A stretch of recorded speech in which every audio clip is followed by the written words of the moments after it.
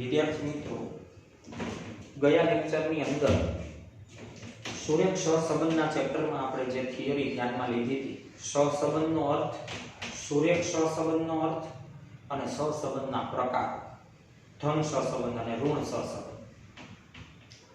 એ સિવાય આ ચેપ્ટરની થિયરીને હવે આગળ વધારી આપણે તો આ ચેપ્ટરની અંદર સહસંબંધના અભ્યાસની રીત આપણે જે આ ચેપ્ટરમાં ભણવાની છે, ટોટલ 3 રીતનો અભ્યાસ કરવાનો છે.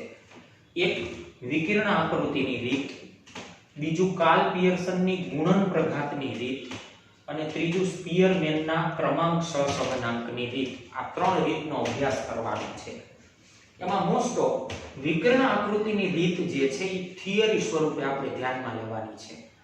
કાર્લ પિયર્સનની ગુણન પ્રઘાતની રીત અને સ્પીયરમેનના ક્રમાંક સહસંબંધાંકની રીત, આ બંને રીતના દાખલાઓ આપણે ધ્યાનમાં લેવાના છે. તો અત્યારે આપણે વિકર્ણ આકૃતિની રીત જે છે એ થિયરી સ્વરૂપે આપણે સમજીએ. વિકર્ણ આકૃતિની રીત કોને કહેવામાં આવે છે? આલેખ દ્વારા સહસંબંધનો અભ્યાસ કરવામાં આવે તો એને વિકર્ણ આકૃતિની રીત કહેવામાં આવે છે. આલેખ દ્વારા સહસંબંધનો અભ્યાસ કરવામાં આવે તો એને વિકર્ણ આકૃતિની રીત કહેવામાં આવે છે. વિકર્ણ આકૃતિની રીતમાં જુદા જુદા આલેખ દ્વારા આપણે સમજીએ કે બે ચલ વચ્ચે, ચલ x અને ચલ y કહેવાનું છે. આ ચેપ્ટરમાં આપણે બે ચલ વચ્ચે કેવા પ્રકારનો સહસંબંધ છે એ વિકર્ણ આકૃતિ રીત દ્વારા આપણે સમજવાનો પ્રયત્ન કરીએ. વિકર્ણ આકૃતિની રીતમાં સૌથી પહેલો પ્રકાર સમજીએ સંપૂર્ણ ધન સહસંબંધ. ચલ x અને ચલ y વચ્ચે, ચલ x અને y આપણે કાંઈ પણ લીધા હોઈ શકે. ઉદાહરણમાં આપણે જોયું વેચાણ અને નફો, ત્યાર પછી બાળકની ઉંમર અને વજન, આવા કોઈ પણ ચલ હોઈ શકે. ચલ x અને ચલ y ની કિંમતો. તો સંપૂર્ણ ધન સહસંબંધ માટે આપણે અભ્યાસ કરીએ. સંપૂર્ણ ધન સહસંબંધ કેને કહેવામાં આવશે? ચલ x ની કિંમતો અને ચલ y ની કિંમતો માની લો આવી રીતે આપણને આપેલી છે. ચલ x ની કિંમતો આપી છે, ત્યારે ચલ y ની કિંમતો આપેલી છે. માની લો કે ગયા ઉદાહરણમાં જોયું તો x ની કિંમત 1 ત્યારે y ની કિંમત 5, x ની કિંમત 2 ત્યારે y ની કિંમત 10, 3 ત્યારે 15, આવી રીતે x અને y ની કિંમતો આપેલી છે. તો આપણે સૌથી પહેલા આલેખ તૈયાર કરેલો છે. એ આલેખમાં x અક્ષ ઉપર ચલ x ની કિંમતો લીધેલી છે અને y અક્ષ ઉપર ચલ y ની કિંમતો લેવામાં આવે છે. ચલ x ની કિંમત ત્યારે ચલ y ની કિંમત, x ની કિંમત 1 ત્યારે y ની કિંમત 5, તો 1 અને 5 ને જોડતું બિંદુ આપણે મૂક્યું. x ની કિંમત 2 ત્યારે y ની કિંમત 10, તો 2 અને 10 ને જોડતું બિંદુ મૂક્યું. 3 અને 15, 4 હોય ત્યારે 20, 5 હોય ત્યારે 25, 6 હોય ત્યારે 30. માની લો આવી રીતે x અને y ની કિંમતો આપેલી છે. તો ચલ x અને ચલ y ની કિંમતોને આલેખ પત્ર ઉપર મૂકતા તમામે તમામ બિંદુઓ જોવો વિદ્યાર્થી મિત્રો, આનો અભ્યાસ કરો. તમામે તમામ બિંદુઓ નીચેથી ઉપરની તરફ ગતિ કરતા જોવા મળે છે આપણને.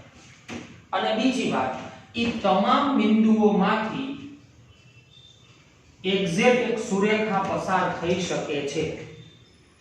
તો જ્યારે તમામ બિંદુઓ નીચેથી ઉપરની તરફ ગતિ કરતા હોય અને એક જ સુરેખા ઉપર જો બધા જ બિંદુઓ આવી જતા હોય, પરફેક્ટ એક જ રેખા ઉપર તમામ બિંદુઓ આવી જતા હોય, તો તમે કહી શકો ચલ x અને ચલ y વચ્ચે સંપૂર્ણ ધન સહસંબંધ છે. આ જ મુદ્દા અત્યારે આપણે જે સમજ્યા એને થિયરી સ્વરૂપે આપણે લખવા છે. તો એમાં મેં દર્શાવેલું છે ચલ x અને y ની કિંમતોને, ચલ x અને ચલ y ની કિંમતોને આલેખ પત્ર પર મૂકતા તમામ બિંદુઓ, હવે અંડરલાઈન કરેલી છે, તમામ બિંદુઓ નીચેથી ઉપરની તરફ, જુઓ તમામ બિંદુઓ નીચેથી ઉપરની તરફ એક જ સુરેખામાં, એક જ રેખા ઉપર આવી ગયા. તમામ બિંદુઓ નીચેથી ઉપરની તરફ એક જ સુરેખામાં ગતિ કરતા હોય તો ચલ x અને y વચ્ચે સંપૂર્ણ ધન સહસંબંધ છે તેમ કહેવાય. ચલ x અને y વચ્ચે સંપૂર્ણ ધન સહસંબંધ છે એવું તમે કહી શકો, પણ તમને એના માટેનો આલેખ તૈયાર કરો તો એ આલેખ આવો મળતો હોવો જોઈએ। આ પ્રકારનો જો આલેખ મળે તો ચલ x અને ચલ y વચ્ચે સંપૂર્ણ ધન સહસંબંધ છે એમ આપણે કહેશું। આ એક મુદ્દો। હવે વિકર્ણ આકૃતિની રીતમાં સહસંબંધનો બીજો પ્રકાર આંશિક ધન સહસંબંધ। આમાંય ધન સહસંબંધ હતું, આમાંય ધન સહસંબંધ છે, પણ આમાં સંપૂર્ણ ધન સહસંબંધ હતું, આમાં આંશિક ધન સહસંબંધ છે। તો આંશિક ધન સહસંબંધનો આલેખ આપણે તૈયાર કરેલો છે। આંશિક ધન સહસંબંધ વિદ્યાર્થી મિત્રો કેને કહેવામાં આવશે? તો કે ચલ x અને ચલ y ની કિંમતોને આલેખ પત્ર ઉપર તમે ગોઠવો અને એના બિંદુઓ મૂકો।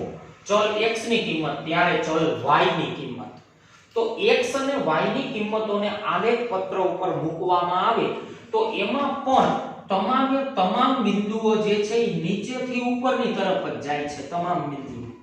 પણ અહીંયા કરતા તફાવત અહીંયા ઈ જોવા મળે છે કે બિંદુઓ નીચેથી ઉપરની તરફ, આમાંય બિંદુઓ નીચેથી ઉપરની તરફ, એટલે ઢાળ તો બેયમાં એક જ પ્રકારનો તૈયાર થાય છે, તમામ બિંદુઓ નીચેથી ઉપરની તરફ, પરંતુ સુરેખાની આજુબાજુ વિતરિત થયેલા જોવા મળે છે।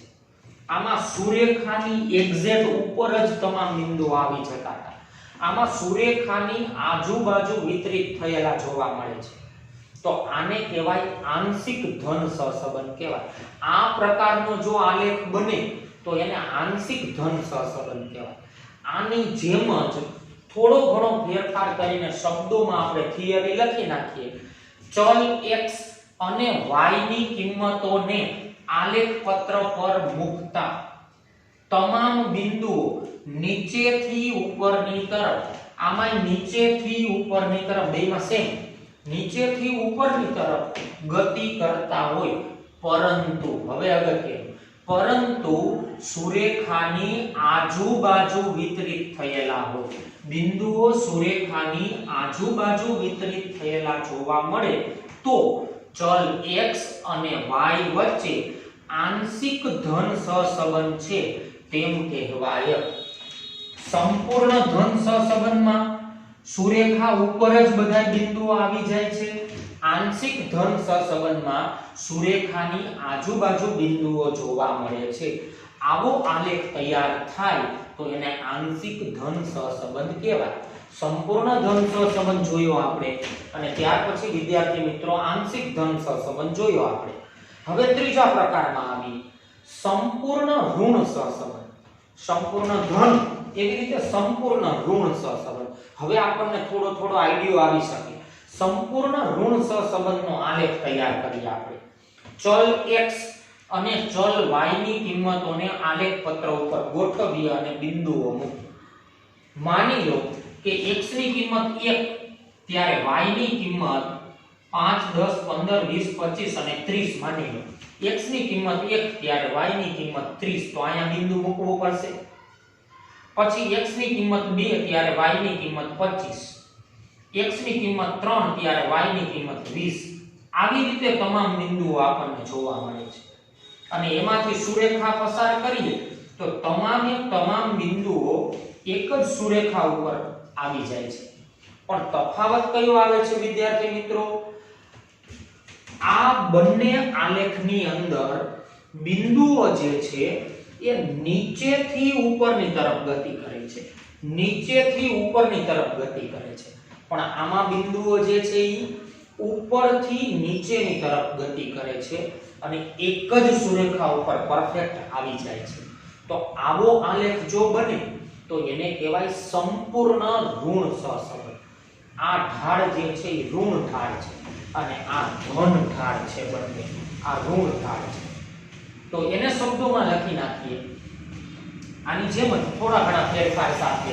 ચલ x અને y ની કિંમતોને આલેખ પત્ર પર મૂકતા તમામ બિંદુઓ ઉપરથી નીચેની તરફ, જો શબ્દો બદલે છે, ઉપરથી નીચેની તરફ અને એક જ સુરેખામાં ગતિ કરતા હોય, એક જ સુરેખામાં ગતિ કરતા હોય તો ચલ x અને y વચ્ચે સંપૂર્ણ ઋણ સહસંબંધ છે તેમ કહેવાય. તમામ બિંદુઓ ઉપરથી નીચેની તરફ અને એક જ સુરેખામાં જો જોવા મળે તો ચલ x અને y વચ્ચે સંપૂર્ણ ઋણ સહસંબંધ છે એમ કહી શકાય. ત્યાર પછી ચોથો પ્રકાર જોઈએ, આંશિક ઋણ સહસંબંધ. સંપૂર્ણ ઋણ સહસંબંધની જેમ જ આંશિક ઋણ સહસંબંધ. એમાં x અને y ની કિંમતોના બિંદુઓ મૂકો તો બિંદુઓ ઉપરથી નીચેની તરફ, આમાં ઉપરથી નીચેની તરફ, બિંદુઓ ઉપરથી નીચેની તરફ, પરંતુ સુરેખાની આજુબાજુ વિતરિત થયેલા જોવા મળે તો એને આંશિક ઋણ સહસંબંધ કહેવાય. આને પણ શબ્દોમાં લખી નાખીએ. બિંદુઓ ઉપરથી નીચેની તરફ જ આવે છે. આને શબ્દોમાં લખવું હોય તો ચલ x અને y ની કિંમતોને આલેખ પત્ર પર મૂકતા તમામ બિંદુઓ ઉપરથી નીચેની તરફ, આમાં ઉપરથી નીચેની તરફ જ હતું, ઉપરથી નીચેની તરફ ગતિ કરતા હોય પરંતુ સુરેખાની આજુબાજુ વિતરિત થયેલા હોય, સુરેખાની આજુબાજુ વિતરિત થયેલા હોય તો ચલ x અને y વચ્ચે આંશિક ઋણ સહસંબંધ છે તેમ કહેવાય. ચલ x અને y ની વચ્ચે આંશિક ઋણ સહસંબંધ છે એમ કહેવાય. આ આંશિક ઋણ સહસંબંધ. તો ચાર પ્રકારો આપણે પૂરા કર્યા વિદ્યાર્થી મિત્રો.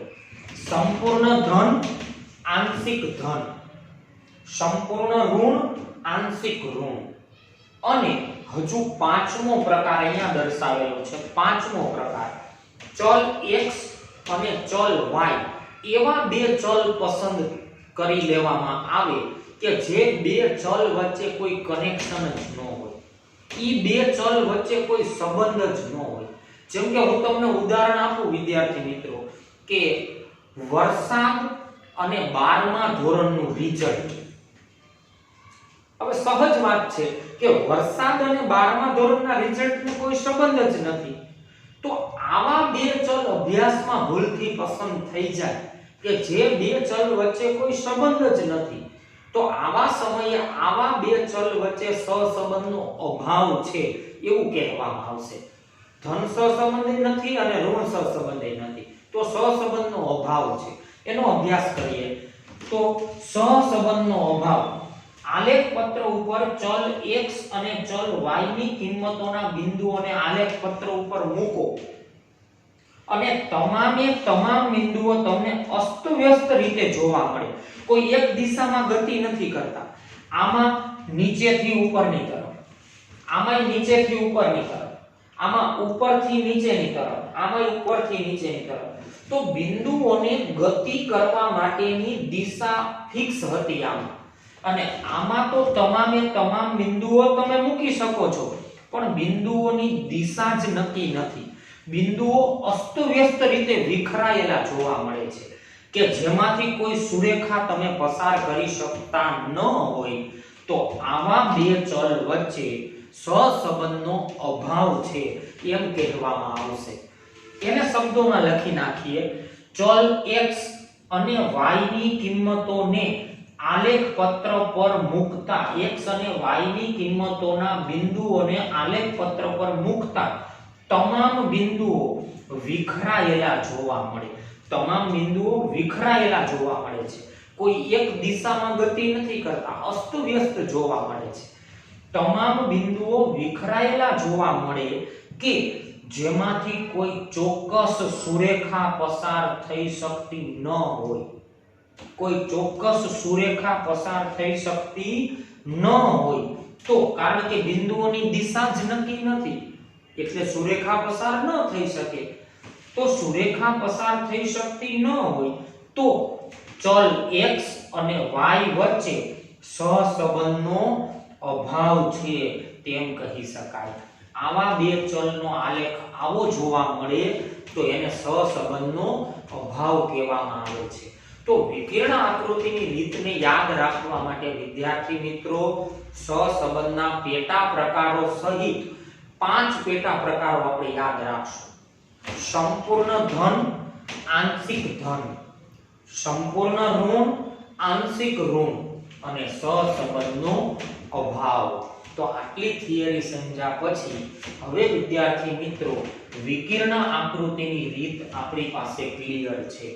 વિકિરણ આકૃતિની રીતના 5 પ્રકારોના આલેખે આપણને ખ્યાલ છે અને એની થિયરી કયા સ્વરૂપે લખવી એ પણ હવે આપણને ખ્યાલ છે. તો આ વાત થઈ આપણે વિકિરણ આકૃતિની રીતની. હવે પછીના લેક્ચરમાં બે પદ્ધતિઓ હજુ આ ચેપ્ટરની બાકી છે.